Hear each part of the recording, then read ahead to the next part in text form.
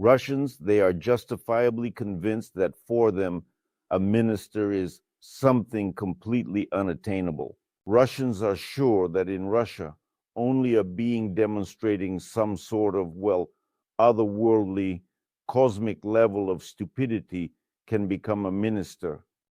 Well, truly, today, with worldwide efforts and worldwide attempts, it has been proven that this is only in Russia. That only in Russia, to head a ministry, one needs to have the intellectual level of a citizen. Luke, the Minister of Agriculture, Murashko, or Kravtsov. But in the West, everything is different. There, only 2 months have passed. Only 2 months of optimistic discussions about peace in Ukraine, security guarantees. And after 2 months, the Polish foreign minister, Sikorski, made a remarkable discovery. He informed humanity that Putin is simply mocking and intends to indefinitely continue the killing in bombings, division movements, trenches, mobilizations, city demolitions, and all sorts of repressions. Literally, that's all he said that.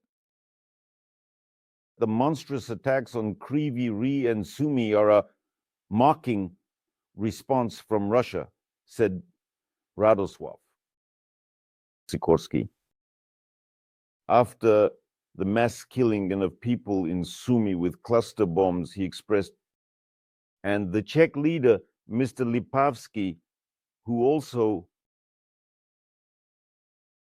just 2 months after the optimistic discussions on the topic began, he stated that no, Russia does not want to change.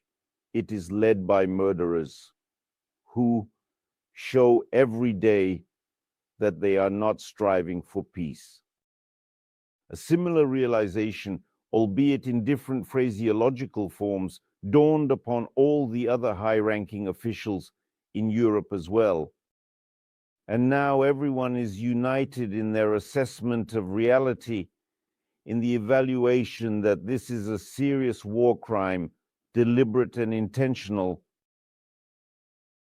And while this illusion of Putin's peacefulness, some readiness for negotiations still resides only, probably only with the most naive person on the planet, with Trump under his little yellow internal loan. And after familiarizing himself with the details of another war crime in Russia, Trump, he mumbled some absolute nonsense. It's terrible. They made a mistake. Who made it? It's unclear. And look, I have the very first video there, the very first video of the arrival in Sumy, where it's clearly visible where it landed, how it landed, who was killed. Well, of course, I wouldn't even need to mention it, but Russian media is drowning in such wild lies, so easily debunked, that it's almost embarrassing for them. Everyone is lying hastily, fussily a lot.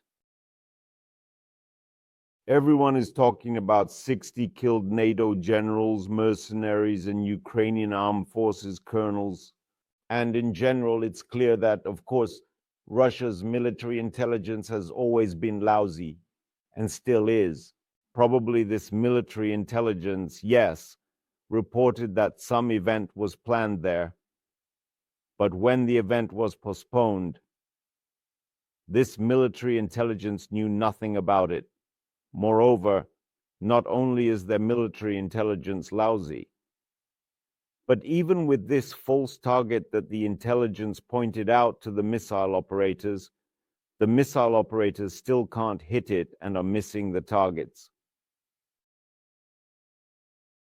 In response to this, by the way, the head of the Swedish Ministry of Foreign Affairs, also a very decisive woman, believes that for the bombing of some, all Russian assets should be confiscated in favor of Ukraine. And the candidate most likely to become the Chancellor of Germany, Mr. Merz, is openly stating that the Ukrainian armed forces should shift from defense to offensive actions and start attacking critical Russian infrastructure. For example, to strike the Crimean Bridge. This is all somewhat understandable, but we have heard many different statements. Nevertheless, it is still my duty to inform you that such statements have been made.